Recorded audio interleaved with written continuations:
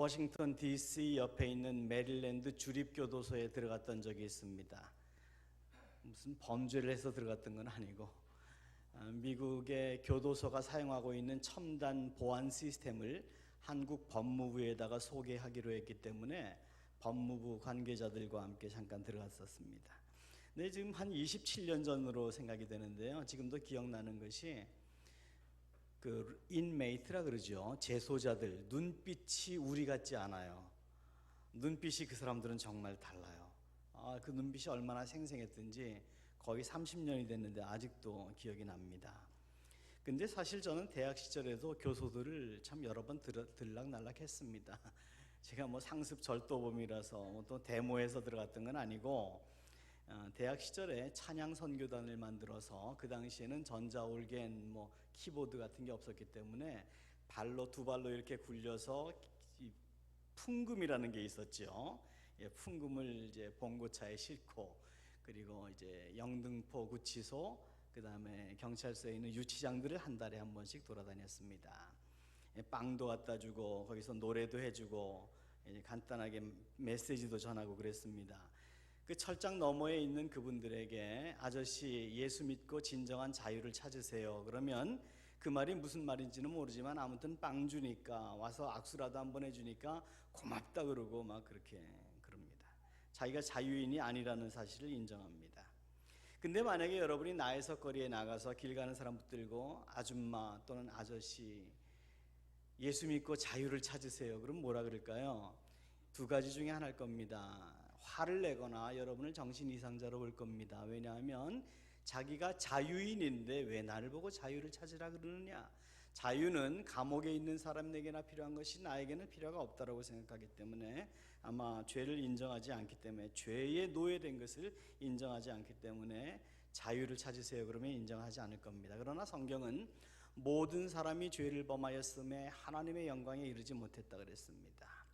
죄가 가지고 있는 특징들이 여러 가지가 있는데 그 중에서 가장 두드러진 특징은 죄의 자기 방어 시스템입니다. 죄는 뭐가 자기를 향해서 공격해 오면 아주 자기 방어 시스템을 완벽하게 쳐서 자기가 아닌 것으로 그렇게 변호를 합니다. 절대로 자기가 죄인인 것을 인정하지 않습니다.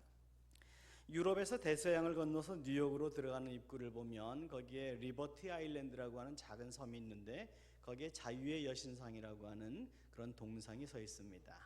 이제 오랫동안 한 달, 두 달 동안 대서양을 건너서 이제 신대륙으로 찾아온 유럽의 이민자들이 이제 대륙에 들어와서 입구에서 그 자유의 여신상을 보면 이제 살았다, 이제 신대륙에 도착했다 이렇게 굉장히 위로를 받았다 그래요. 근데 그 여신상 아래 가면 이제까지 몇 번 보수 공사를 했는데 그 여신상 아래 그런 철판에 새겨진 글씨가 있습니다. 우리말로 하면 이런 식입니다. 이제 당신의 지치고 가난하고 괴로운 모든 문제들을 나에게 맡기고 당신은 오직 부지런히 자유를 숨쉬어라. 부지런히 자유를 숨쉬어라. 이거 어디서 많이 듣던 얘기 같죠? 수고하고 무거운 짐진 자들아 다 내게로 오라. 내가 너희를 쉬게 하리라. 예수님의 말씀과 아주 비슷합니다. 미국의 건국 이념은 한마디로 하면 불공정한 억압으로부터의 자유입니다. 모든 사람은 자유할 수 있는 권리를, 평등한 권리를 가진다는 겁니다. 저는 이 말이 참 마음에 듭니다. 불공정한 압박으로부터의 자유. 가진 사람이나 가지지 못한 사람이나 배운 사람이나 배우지 못한 사람이나 건강한 사람이나 병약한 사람이나 동등한 인간으로서의 대우 대접을 받고 평등한 국가. 이거 얼마나 합리적이고 논리적인 얘기예요. 얼마나 성경적이에요. 그런데 그러한 인간의 자유에 대한 합리와 논리가 어디에 기초했는지가 정말 중요합니다. 우리가 하나님을 떠나서는 절대로 자유해질 수가 없습니다. 죄의 싹은 사망이기 때문입니다. 하나님을 떠나서 추구하는 인간의 자유는 이성주의, 계몽주의, 실존주의를 만들어내고 결국 그것은 하나님은 없다 하였습니다. 결국 그들은 자유하지 못합니다. 자유를 위한 그들의 논리는 그들을 자유하지 못하게 만들어둡니다. 제가 지나치리만큼 강조해드리는 것이 인본주의에 대한 강조인데요. 인본주의적인 자유와 평등은 절대로 인간을 자유롭게 할 수 없습니다.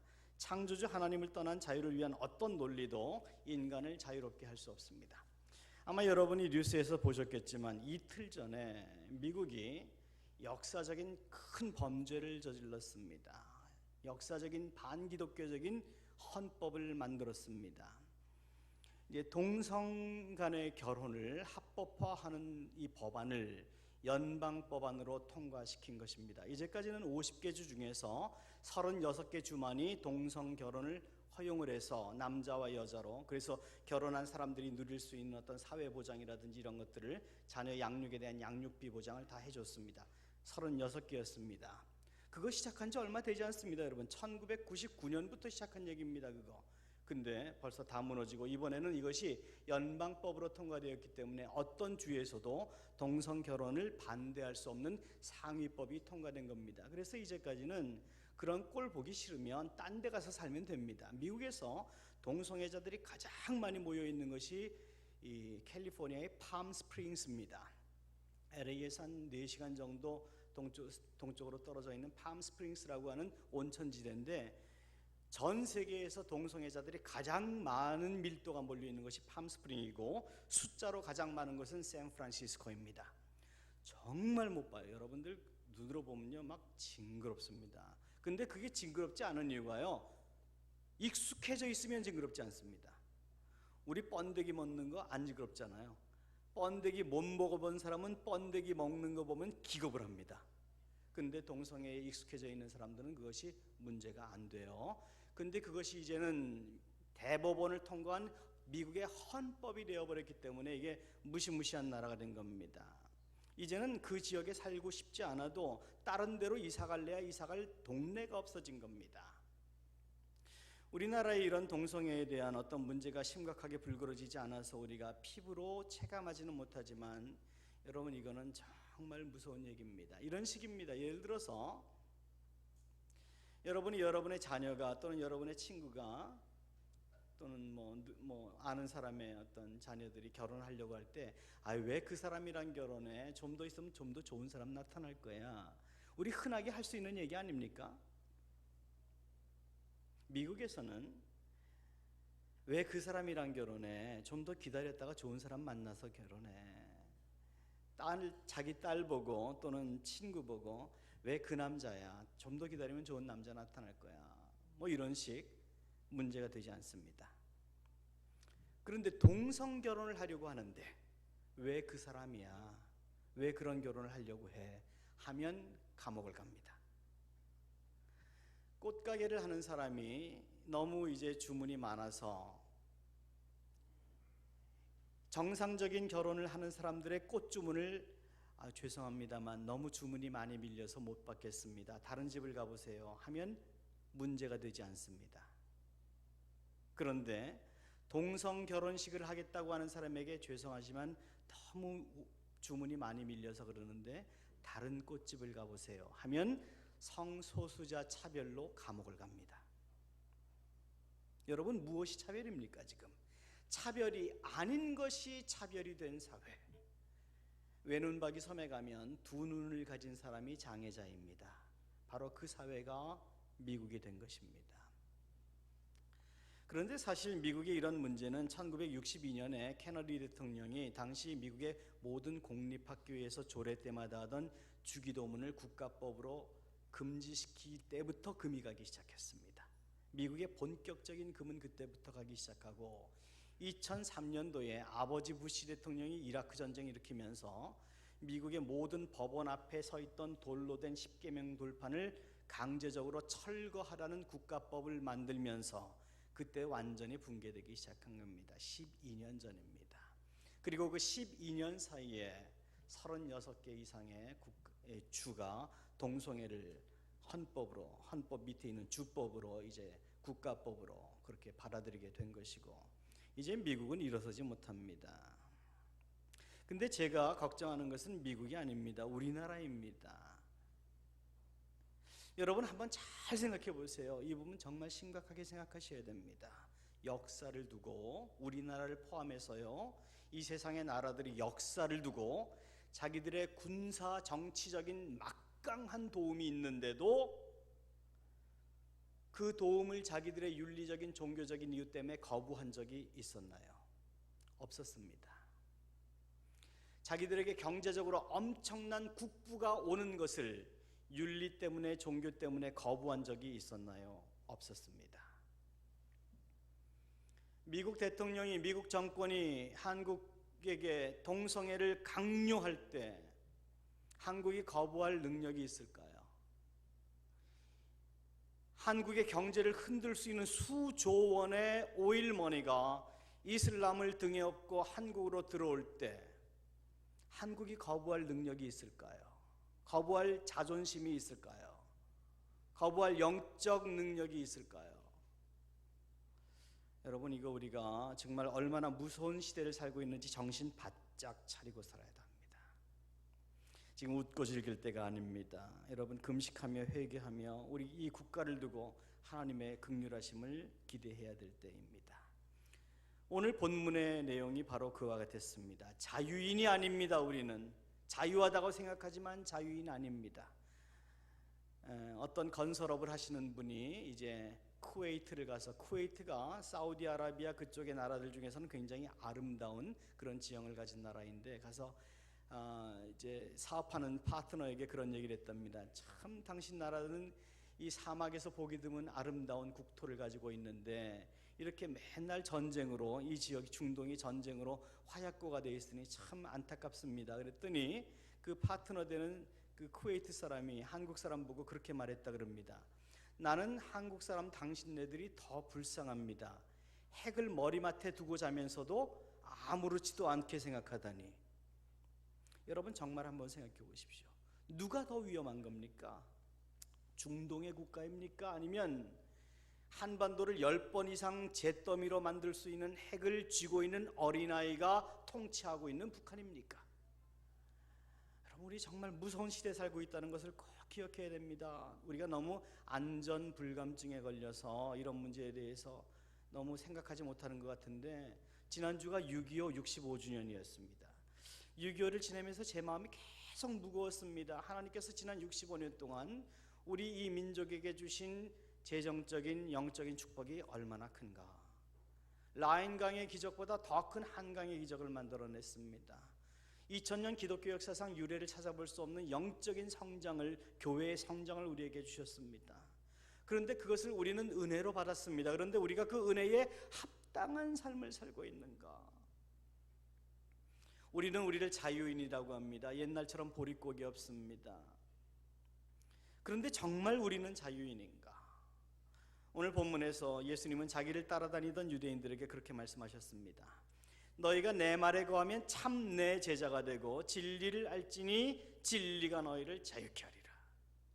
이 말씀 속에서 예수님은 적어도 4가지를 말씀하고 있는 겁니다. 첫째, 너희가 지금 내 말을 듣고 있기는 하지만 아직 내 제자는 아니다. 왜냐하면 진리를 알지니 진리가 너희를 자유케 하리라, 미래형입니다. 아직 제자가 아니라는 것이죠. 너희는 나를 따라다니고는 있지만 제자가 아니다. 왜냐하면 너희는 아직 진리가 무엇인지 모르고 있기 때문이다. 진리를 알아야 된다고 했으니까 진리를 모르는 것이죠. 따라서 너희는 내 제자도 아니고 진리도 모르므로 너희는 자유인이 아니다. 근데 예수님의 이 말씀은 유대인들을 대단히 불편하게 했습니다. 그래서 우리가 읽지는 않았습니다만 유대인들이 32절에서 그렇게 항변했습니다. 우리가 아브라함의 자손이라 남의 종이 된 적이 없거늘 어찌하여 우리가 자유케 되게 하느냐. 사람에게는 누구나 민감한 부분이 있어요. 그래서 저와 여러분은 누구나 과거로부터의 어떤 상처가 나도 거기 그 부분이 좀 예민해서 이렇게 건드리면 아픈 부분들이 있습니다. 그래서 그걸 누가 제일 잘하냐면 부부 사이에 제일 잘합니다. 그래서 부부가 말다툼할 때 보면 좋은 말 안 합니다. 제일 아파하는 말만 골라서 합니다. 딱딱 찍어서 합니다. 아픕니다. 그 말 건드리면 아주 아픕니다. 유대인들에게도 아픈 부분이 있었습니다. 그것은 바로 그들의 종교적인 자존심이었습니다. 국가도 빼앗겼습니다. 정말 아무것도 가진 것 없는, 가진 것 성전밖에 없는 예수님 시대의 그런 유대인들이었습니다. 막강한 로마의 군사력으로 완전히 침범당한 유대인들의 종교적인 자존심. 그렇지만 그 자존심만큼은 로마가 꺾지를 못해서 로마의 통치 아래서도 유대인들은 산헤드린이라고 하는 70인으로 이루어진 유대의 법정을 가지고 있을 만큼 종교적인 자존심을 절대로 양보하지 않고 있었던 사람들입니다. 그런 사람들에게 선택받은 민족이고 우리는 하나님의 선택받은 민족이고 율법이 있기 때문에 자유인이라고 얘기하는 이들에게 너희는 아직 자유인도 아니고 진리도 모른다 얘기하시니까 반발했던 것이죠. 유대인들은 하루에 3번 드리는 제사가 있었고 그 제사를 통해서 드리는 이 양의 피, 비둘기의 피를 통해서 자기들의 죄가 자유하게 된다고 생각을 했습니다. 그리고 사실 그런 3번의 제사를 통한 자유함은 하나님께서 구약에서 약속하신 그런 자유를 얻기 위한 담보였습니다. 그런데 문제는 그렇게 3번 제사를 드렸다고 해서 그들의 삶이 바뀌느냐 하는 것입니다. 제사가 무엇입니까? 사무엘에게 말씀하실 때에 하나님께서 원하시는 것은 순종이라고 말씀하셨습니다. 순종이 제사보다 낫다고 말씀하셨습니다. 순종은 변화를 의미합니다.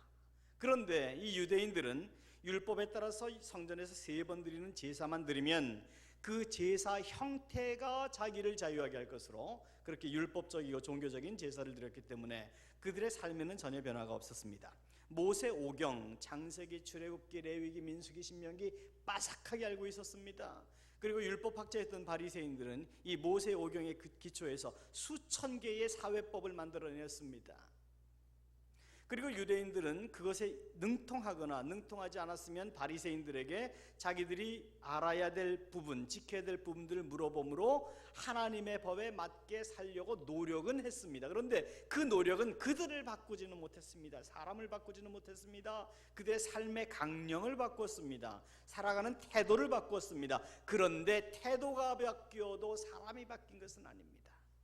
예를 들어서 매를 들어서 사람을 때려도 사람이 태도를 바꿀 수는 있지만 사람이 바뀌지는 않습니다.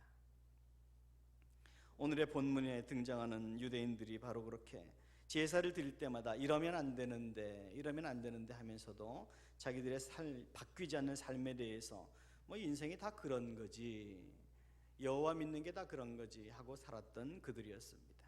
그런 그들에게 예수님은 자기를 믿는 유대인들에게 말씀을 하셨다고 오늘 32절은 말씀합니다.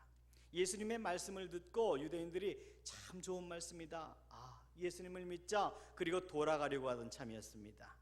그들은 아마 은혜를 많이 받았을 것입니다.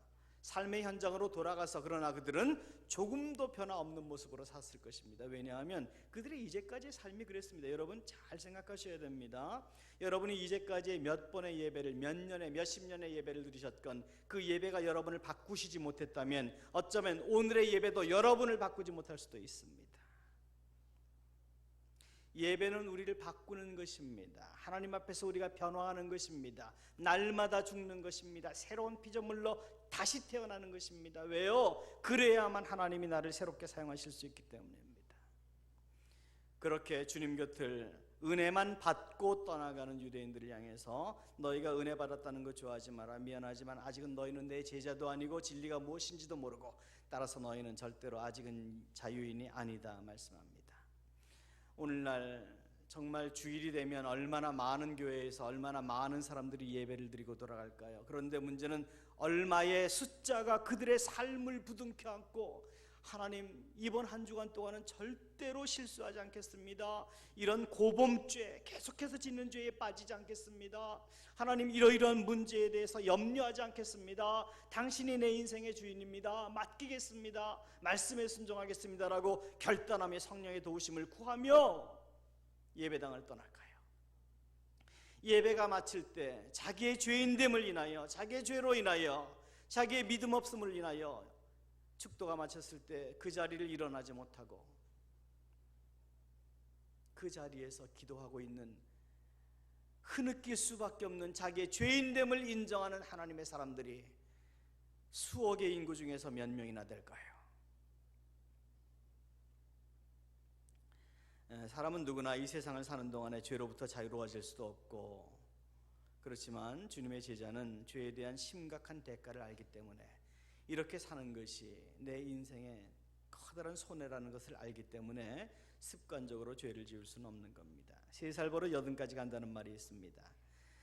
여러분, 사람의 습관적인 죄가 단절되지 못하는 이유가 무엇입니까? 저와 여러분에게는 이런 부분이 다 있습니다. 말로 인한 죄가 있습니다. 너희가 어찌 한 샘물에서 단물과 쓴물을 같이 내겠느냐? 어떻게 한 입으로 하나님을 찬양하기도 하고 형제를 저주하기도 하겠느냐? 우리는 말로 사람이 있는 곳이든 사람이 없는 곳이든 상처를 주는 일에 아주 익숙해져 있어서 이런 일들이 뭐 그렇게 문제가 될까라고 하는 너무 낮은 윤리적인 종교적인 스탠다드를 가지고 살아갈지도 모르겠습니다. 여러분, 그런데 그런 습관적인 문제들이 그것이 담배의 문제이건 성적인 문제이건 물질의 문제이건 언어적인 문제이건 어떤 문제이건 끊어야 된다는 것, 단절해야 된다는 것을 알면서도 단절되지 않는 이유가 무엇입니까? 그게 힘들어서입니까? 아니요, 힘들어서가 아니라 엄격하게 말하면 하기 싫어서입니다. 끊기 싫어서입니다. 예를 들어서 이런 것이죠. 담배를 아주 많이 피워서 담배를 끊겠다고 하는 사람에게 담배 끊으세요. 그럼 끊어야지 하면서 따라오는 말이 있습니다. 이거 한 갑만 피고, 이거 이미 산 거니까 이것까지만 피고. 정말 담배 끊으려면 새로 산 거 뜯지 않은 담배라고 할지라도 버릴 수 있어야 합니다. 지금처럼 신앙생활하고 기도생활하면 안 된다는 거 잘 알면서도 그 생활을 바꾸지 못하는 이유가 무엇입니까? 자기의 삶의 영역에 포기하고 싶지 않기 때문입니다. 신앙생활이, 기도생활이 바뀌려면 무언가 내 삶에서 포기가 되어야 되는데 헌신이 무엇입니까? 드릴 헌 몸신입니다. 내 몸을 드리는 겁니다. 시간을 드리는 것, 물질을 드리는 것보다 내 몸을 드리는 겁니다. 내 살이 잘라져 나간다는 게 헌신입니다. 그래서 우리가 헌신한다는 얘기 쉽게 해서는 안 됩니다. 죽음을 의미하는 것입니다. 그런데 그렇게 내 신앙생활이 이렇게 살아도 되겠는가 고민 갈등을 하지만 되지 않는 이유가 무엇입니까? 내가 지금 하고 있는 일들은 하나도 양보하지 않고 생활만 바꿔보려고 하니까 그렇습니다. 여러분, 한번 생각해 보세요. 저와 여러분 삶에 하나님보다 더 소중한 것이 이 세상에 어디 있습니까? 없습니다. 이 세상에 하나님보다 소중한 것 없다는 거 분명히 믿으면 끊지 못할 것 없고 버리지 못할 것 없습니다. 그래서 기독교의 가장 큰 강령이 무엇입니까? 하나님 사랑, 이웃 사랑은 그 다음입니다. 하나님 사랑하면 당연히 나머지가 자동적으로 되는 거예요. 그러니까 여러분, 거듭 말씀드리지만 내 이 죄, 저 죄, 그 죄 이거 짓지 말겠다, 죄를 허밍하면서 삶의 현장을 살아가실 것이 아니라 하나님의 은혜와 사랑을 허밍하십시오. 그러면 우리는 그 하나님의 은혜와 사랑 앞에서 내가 얼마나 초라한 존재이고 얼마나 큰 빚을 진 사람인지를 알게 되고 그 은혜의 사랑에 합당한 삶을 살아가게 돼요. 그러니까 죄 생각을 안 해도 죄를 이기게 되고 죄를 넘게 되는 거예요. 이 죄를 물리쳐야지, 이 죄를 끊어야지가 아니라 하나님의 사랑을 묵념하십시오. 하나님의 사랑을 여러분 신비에 새기시고 눈앞에 붙이십시오. 하나님의 사랑 앞에서 우리가 이기지 못할 것, 끊지 못할 것, 능치 못할 게 없어요. 그런 얘기가 있습니다. 어떤 사람이 어려서부터 어른이 되기까지 아주 나쁜 습관이 있는데 이 습관이 고쳐지지가 않는 거예요.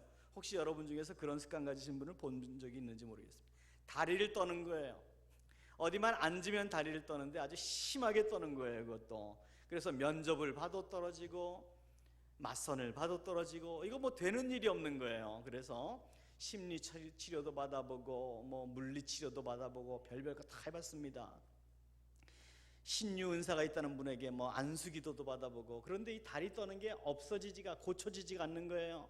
그래서 아무 능력도 없는 것이 확실한 자기 교회 목사님에게 가서 상담을 했습니다. 목사님, 내 이 문제 때문에 해결되는 부분이 없습니다. 어떻게 하면 좋을까요? 형제, 정말 다리 떠는 거 고치고 싶나? 그럼요. 이것 때문에 풀리는 게 없습니다. 그랬더니 목사님이 그러는 거예요. 그래? 그럼 다리 떨지 마. 예, 그래서 그 다리 떨지 말라는 말씀에 순종했더니 다리를 안 떨게 되었더라. 여러분 언중유골입니다. 성경은 처음부터 끝까지 이것입니다. 다리 떨지 마. 성경은 처음부터 끝까지 해, 하지 마. 하면 복받아,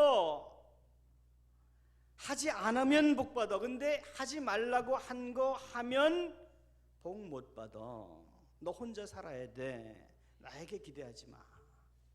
하라는 거 하지 않으면 구원은 받을지 모르겠어. 그런데 하늘나라 상급이 없어. 이 땅에서도 은혜 못 받아.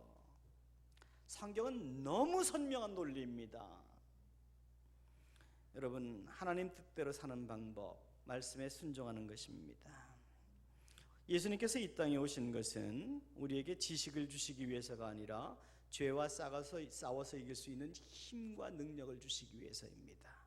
우리가 부르는 찬양이 있는데 큰 권세 주께 있으니, 큰 권세 주께 있으니, 예, 주님께서는 우리를 이 땅에 사명만 보내신 것이 아니라, 사명만 가지고 보내신 것이 아니라 권세도 능력도 함께 보내셨습니다. 어떤 나라의 군대가 어디에다 파병을 하면서 군대만 보낼까요? 물자 안 보낼까요? 아니요, 물자 보냅니다. 평소에 쓰던 것보다 더 많은 물자를 보냅니다. 일전에 말씀드린 것처럼 제 아는 친구 목사님이 이제 채플린으로, 군종이죠, 군종으로, 미국 군종으로 이제 이라크에 파병을 받아서 나갔는데, 이제 군종으로 가면 무조건 2년 갔다 와야 됩니다. 전쟁 지역에 갔다 와서는 막 입이 이만해가지고 목사님들 모임에서 자랑을 하는데, 이라크를 갔는데 그냥 뭐 진수성찬으로 그냥 그 24시간 그 뷔페가 술만 빼놓고 다 있다는 거예요. 뭐 상어 아래다가 뭐 없는 게 없다는 거예요. 자기가 평생 먹어보지도 못하는 게 그냥 진의 산미가 차려 있다는 거예요. 그 사막 한가운데 이라크 군인들한테, 그 미군 군인들한테 하나님이 그 은혜에 풍성하시고 천지를 지으신 하나님께서 우리를 이 땅에 군대로 보내시면서 이 험악한 영적 전쟁터를 살아갈 때에 우리의 쓸 거 안 채우실까요? 우리의 물질, 건강, 필요한 것들 안 채우실까요? 채우십니다. 근데 문제는 우리가 싸워야 말이지. 이 땅에 영적 전쟁을 위해서 보내진 군사입니다. 우리는 식당을 위해서 이 땅에 온 사람들이 아니라 전쟁을 위해서 이 땅에 온 사람들입니다. 그 사명을 감당할 때 먼저 그의 나라와 그의 의를 구할 때 이 모든 것을 채우시겠다는 것이 하나님의 명예를 건 약속 아니든가요? 기독교 신앙은 우리를 억압하기 위한 것이 아니라 자유를 주기 위한 것입니다. 그런데 어떻게 자유를 얻습니까? 진리를 알아야, 진리 대신 예수 그리스도를 알아야 자유를 얻습니다. 알아도 제대로 알아야 됩니다. 그래서 신앙생활은, 여러분, 신앙생활은 축복생활과도 똑같은 얘기인데, 축복생활은 기복신앙과는 전혀 다른 얘기입니다. 예수 믿으면 복 받습니다. 그런데 그 복은 이 세상의 잣대를 넘어섭니다. 이 세상의 잣대가 아니에요. 그런데 그 하나님의 복은 항상 순서가 중요합니다. 사도 바울이 그의 모든 서신서의 초반에 써있는 문안 편지처럼 너희에게 은혜와 평강이 있을지어다. 여러분, 평강을, 자유를 구하지 마십시오. 은혜를 구하십시오. 은혜를 구하면 평강도 자유도 따라옵니다. 오늘 본문에서도 마찬가지로 진리를 알지니 진리가 너희를 자유케 하리라 말씀하셨습니다. 먼저 진리를 알아야 저와 여러분이 자유하게 됩니다. 21세기를 살아가는 오늘날 현대인들은 많은 공포들 가운데 살아갑니다. 그런데 이 공포들을 죄와 연결하지 않습니다. 가난으로부터 자유하고 싶고, 미움과 분쟁으로부터 자유하고 싶고, 질병과 고통으로부터 자유하고 싶고, 대부분이 땅의 것들로 연결되어 있습니다. 물론 우리가 이 땅을 사는 동안에 땅의 것을 생각하지 않을 수 없습니다. 우리 인생에 초조할 수도 있습니다. 그렇지만 정말 우리 인생을 초조하지 않고 자유하려면 먼저 진리 대신 예수 그리스도를 알아야만 합니다. 그런데 어떻게 하는 것이 예수 그리스도를 아는 것입니까? 31절에 예수님은 유대인들에게 이렇게 말씀하셨습니다. 우리에게 향하신 말씀이기도 합니다. 너희가 내 말에 거하면 참 내 제자가 되고 진리를 알지니 진리가 너희를 자유케 하리라. 자, 제자가 되는 거, 진리가 너희를 자유케 하는데, 자유케 하려면 진리를 알아야 되고, 진리를 알기 위해서는 내 말에 거해야 된다 말씀합니다. 근데 여기서 거하다라고 하는 것은 이 거주의 의미를 말합니다. 거주, 집을 이사해서 어디에 가서 들어가서 사는 그런 거주의 의미입니다. 이사한다는 얘기입니다. 생태학적으로 보면 우리 모든 포유동물, 인간도 포유동물인데 이 거주지 옮기는 거 좋지 않습니다. 편하지가 않습니다. 특히 지금 살고 있는 집이 전혀 문제도 없고 아주 편안하고 애들 학군도 좋고 모든 것이 익숙한데 전혀 모르는 지역으로, 그것부터 지금보다 아주 불편해 보이는 데로 가라 그러면 이사 가기 쉽지 않는 거 당연합니다. 그런데 주님은 우리에게 이사하라고 말씀하십니다. 어디로요? 말씀 안으로. 너희가 내 말에 거하면 참 내 제자가 되고. 예수님의 말씀 안에 거하라고 말씀하십니다. 우리에게 왜 믿음이 생기지 않습니까? 그렇게 오래 예수를 믿었는데도 왜 믿음의 진보가 이렇게 더딘 것처럼 느껴집니까? 왜 이렇게 모든 염려를 주께 맡기라고 말씀하시는 말씀을 알면서도 그것이 쉽지 않은 것입니까? 이유는 아직 이사 중입니다. 아직 이사를 하지 않았기 때문입니다. 이러면 안 되는데 하면서 말씀대로 실천하기를 머물러 있기 때문입니다. 아직도 옛집에 머물러 있습니다. 주민등록은 예수님에게 옮겨놨습니다. 그런데 내 삶은 아직도 옛집에 살고 있습니다. 바울은 빌립보 교인들에게 보내는 편지에서 이렇게 말했습니다. 너희는 내게 배우고 받고 듣고 본 바를 행하라. 그리하면 평강의 하나님이 너희와 함께 하시리라. 평강의 하나님이, 즉 자유 주시는 하나님이 우리와 함께 하시기 위해서 조건이 있는데, 나에게 배우고 받고 듣고 본 바를 행할 때 하나님을 경험하는 인생은 순종하는 인생을 통해서 확증되어집니다. 여러분이 순종의 삶을 살지 않으면 절대로 하나님을 경험할 수도 없고 하나님의 은혜 가운데 거하실 수도 없습니다. 여러분, 우리 가운데 진리의 구경꾼으로 남아있는 사람들이 있지 않기를 바랍니다. 예수님의 복음 안으로 이사하십시오. 그분 안에 여러분 인생에 참된 진리와 비전이 있습니다. 여러분 주변에 도사리고 있을지도 모르는 가짜를 조심하십시오. 삶이 변하지 않아도 교회만 가면 얼마든지 신앙생활을 충분히 하는 것이라고 이야기하는 사람은 다 가짜입니다. 인격이 변하지 않아도, 영성이 변하지 않아도 그냥 교회만 다니면 된다고 말하는 사람들은 다 가짜입니다. 하나님과의 관계가 소원해도, 예배를 사모하지 않아도, 애들 잘 나가고 사업도 잘 풀리고 인생에 별 문제 없으면 그 하나님 축복하시는 거라고 말하는 사람들은 다 가짜입니다. 아니요, 하나님과의 문제가 생기면 그것이 우리의 인생의 제일 큰 문제인 것을 꼭 기억하십시오. 세상의 모든 문제가 다 잘 풀리는 것처럼 보여도 내 마음에 주를 향한 사랑이, 내 눈에 주를 위한 눈물이 말랐다면 나는 지금 큰 문제가 있다는 것을 꼭 기억하셔야만 합니다. 여러분, 오래전에 삼성의 이건희 회장이 그런 말을 한 기억을 합니다. 이 시대의 기업이 살아남기 위해서는 같이 사는 마누라와 자식 빼놓고는 다 바꿔라.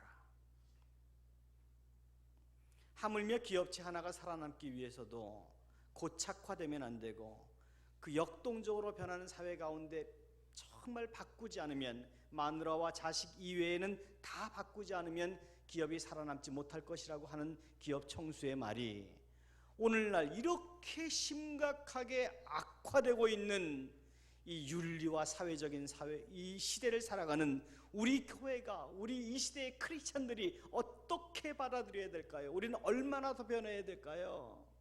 얼마나 우리가 변해야 될까요? 교회가 변해야 될까요? 변화하지 않으면 안 됩니다. 말씀 안으로 들어가지 않으면 안 됩니다. 물론 모든 변화가 다 좋은 것은 아니지만 말씀에 비추어서 옳지 못한 부분이 발견되면 그것은 100번이라도 바꾸어야만 합니다. 치열한 영적 전쟁터를 여러분은 이 한 주간도 또 살아가시게 될 것입니다. 여러분의 능력으로 살려고 하는 노력을 포기하시고 이 시간에 여러분의 불끈진 두 주먹을 펴시고 하늘을 향하여 주의 도우심을 구하시고 오직 주의 말씀 안에 거하겠다고 하는 결단으로 성령의 도우심을 구하며 삶의 현장으로 나가십시오. 그러면 진리 되신 예수께서 여러분 삶의 진정한 자유를, 은혜를 주시게 될 것입니다. 진정한 자유를 마음껏 누리시는 은혜로운 한 주간 되실 수 있기를 예수님의 이름으로 축복합니다.